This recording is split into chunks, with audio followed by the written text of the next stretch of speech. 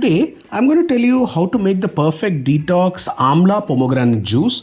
To this, we've added 2 more ingredients to make it more holistic. Let's see how it is made. First, we add some pomegranate peeled into a utensil. On top of this, we add some chopped carrots. We then add some chopped amla or gooseberry on top of it.